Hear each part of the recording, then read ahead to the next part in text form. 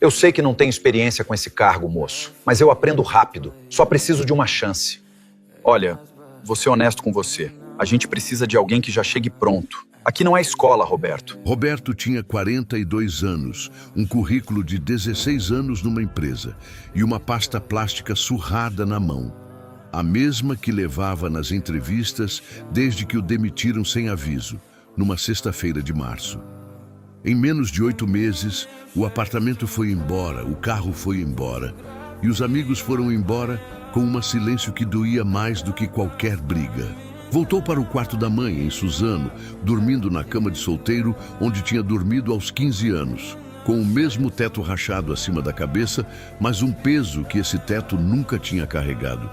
Mandava currículo toda manhã, às 7, antes de todos na casa acordarem, para não ter que responder à pergunta que ninguém fazia em voz alta, mas todo mundo pensava. Numa quinta-feira, sem dinheiro para o ônibus, ele foi a pé até o centro, 4 quilômetros, e parou na porta de uma instituição que atendia moradores de rua, só porque precisava usar o banheiro.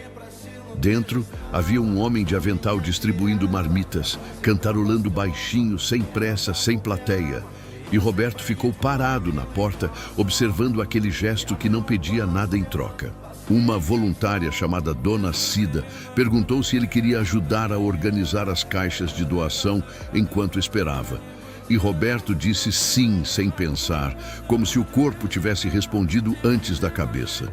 Ficou a tarde inteira, voltou na sexta, voltou na segunda, sem salário, sem cargo, sem nenhuma razão lógica, só porque era o único lugar onde o dia passava com sentido.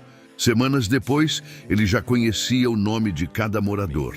Sabia quem tomava remédio controlado, quem dormia mal quando chovia, quem tinha um filho que não visitava mais. Mas numa tarde de outubro, uma ligação chegou para a coordenadora da instituição. E o nome que a pessoa do outro lado perguntou era o de Roberto.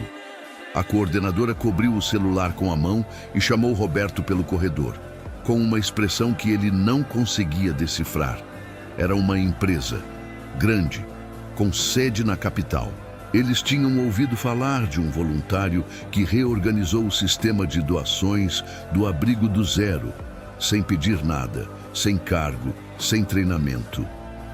Roberto segurou o celular com as duas mãos. A voz do outro lado disse um número, um salário, e ele precisou sentar. Mas antes que ele conseguisse responder, a coordenadora colocou a mão no ombro dele e disse baixinho uma coisa que mudou tudo. Uma coisa que ele nunca esperava ouvir.